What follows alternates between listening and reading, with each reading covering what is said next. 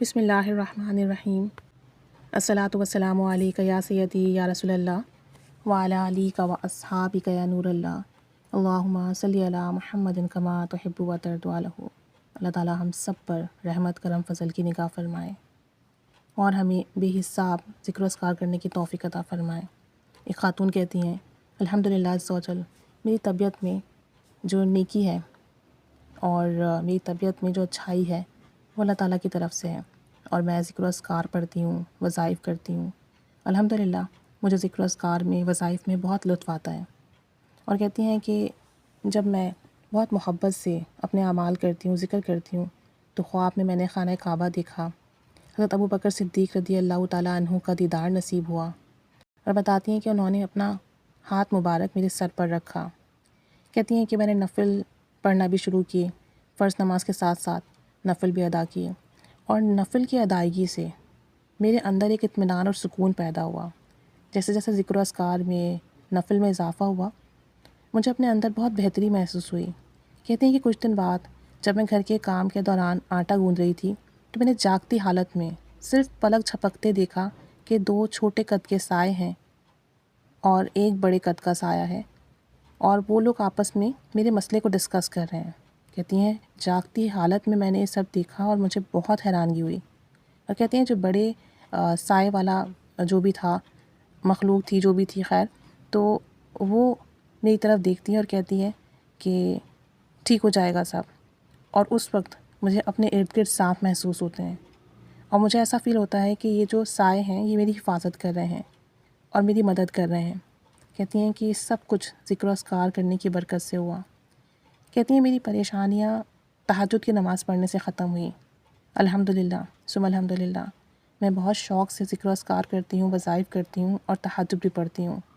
کہتی ہیں زیادہ خوشی اس بات کی ہے کہ ذکر و اذکار اور اعمال کی برکت سے پریشانیاں، الجھنیں، بیماریاں جن میں مبتلا تھی، برائیاں جن میں مبتلا تھیں، غصہ تھا میرے اندر، شدید ڈپریشن تھا، ٹینشن تھی، رفتہ رفتہ کر کے اس میں کمی آئی ہے۔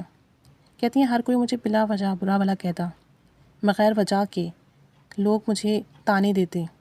کہتی ہیں جس سے میں نے لوگوں سے ملنا جلنا چھوڑ دیا تھا، ان سے دور ہو گئی تھی اور زیادہ تر وقت خاموش رہتی، اکیلے بیٹھتی۔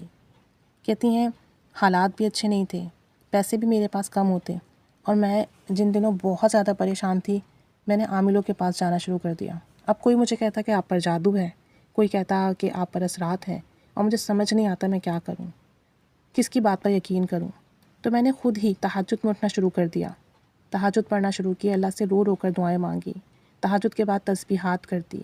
کہتی ہیں کہ ایک دن میں نے خواب میں تسبیح دیکھی، اور میں نے پھر تسبیحات میں ذکر میں اضافہ کر دیا۔ مجھے خواب میں تو کوئی نظر نہیں آتا، لیکن اس طرح ہوا کہ رفتہ رفتہ کر کے میری پریشانیاں کم ہونے لگیں، مجھے دشمنوں سے نجات مل گئی، ہمارا کاروبار اچھا ہوا، اور جو بہن بھائی بغیر وجہ کے مجھ سے ناراض تھے، مجھ سے بات نہیں کرتے تھے، انہوں نے مجھ سے ملنا جلنا اور بات چیت کرنا شروع کر دی۔ الحمدللہ زندگی بہت بہتر ہوئی۔ لیکن جب زندگی بہتر ہوئی تو میری کیفیات بدلنے لگی، میں لوگوں سے ملنے جلنے لگی، اور پھر میرے ذکر و اذکار میں کمی آ گئی۔ جب میرے ذکر و اذکار میں کمی آئی، تہجد میں ناگا ہوا، تو پھر سے میرے ساتھ مسئلے شروع ہوئے، میرے کپڑوں پر کٹ لگ گئے، اور جو میرے رشتہ دار تھے، میرے بہن بھائی تھے، انہوں نے پھر سے مجھے برا بھلا کہنا شروع کیا۔ کہتی ہیں کہ کاروبار میں بھی مسئلہ شروع ہو گیا، اور میں اکثر بیمار رہتی، کبھی کبھی تو نماز پڑھنا بھی مشکل ہوتا۔ حالانکہ میں فطری طور پر مذہبی ذہن کی ہوں، میرا دل چاہتا کہ میں نماز پڑھوں، قرآن پاک پڑھوں، لیکن چاہتے ہوئے بھی میں ذکر و اذکار نہیں کر پاتی، لگتا زبان بند ہو گئی ہے، نمازیں قضا ہونے لگتی، اور ایسے میں پھر سے ڈپریشن کا شکار ہونے لگی۔ مجھے کچھ سمجھ نہیں آیا میں کیا کروں۔ ہمارے ایک جاننے والے نے یوں ہی باتوں باتوں اور ذکر میں مجھ سے کہا کہ یا کہارو پڑھو، صبح اور شام 1100 مرتبہ، اول آخر 7 بار درود شریف کے ساتھ۔ کہتی ہیں کہ اب مجھ سے آج کل نہ ذکر و اذکار صحیح سے ہو رہے تھے، نہ نماز پڑھی جا رہی تھی، نہ تہجد میں اٹھا جا رہا تھا۔ میں نے ان کی بات پر صبح اور شام یا کہارو پڑھنا شروع کر دیا، اور دن میں بھی کھلا پڑتی رہتی گھر کے کام کاج کے ساتھ۔ چند دن اس طرح سے کیا تو الحمدللہ میری حالت پہلے سے بہتر ہو گئی۔ پہلے سے مجھے اپنا جسم ہلکا پھلکا محسوس ہوا، ورنہ مجھے اپنے اوپر بہت بوجھ محسوس ہوتا تھا۔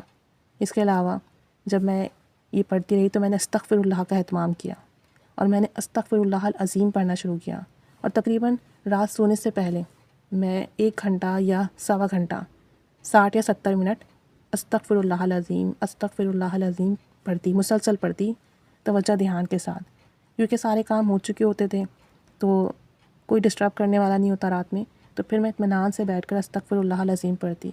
اس عمل سے مجھے بہت سکون ملا، ایسا لگا کہ گناہوں کی وجہ سے میری پریشانیاں تھیں جو کہ ختم ہو گئی ہیں، اور اس وظیفے سے مجھے بہت اطمینان نصیب ہوا۔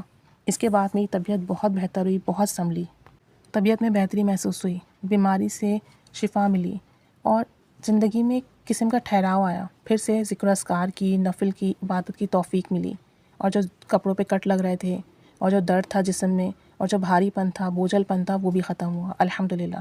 اب یہ میرا معمول ہے کہ رات سونے سے پہلے استغفر اللہ العظیم 70 منٹ پڑھتی ہوں، اس توجہ دھیان سے کہ میرے گناہ معاف ہوں اور میری زندگی کی تمام پریشانیاں ختم ہوں، اور الحمدللہ اس وقت میں بہت پرسکون ہوں۔ اللہ تعالیٰ ہم سب پر بھی رحمت کی نگاہ فرمائے، ہمارے بھی مسئلے حل فرمائے، اور ہمیں بھی تمام پریشانیوں سے، مسئلوں سے نجات عطا فرمائے۔ آمین بجاہ النبی الامین صلی اللہ علیہ محمد صلی اللہ علیہ وآلہ وسلم۔ اللہم صلی علی محمد کما تحب و ترضی عنہ۔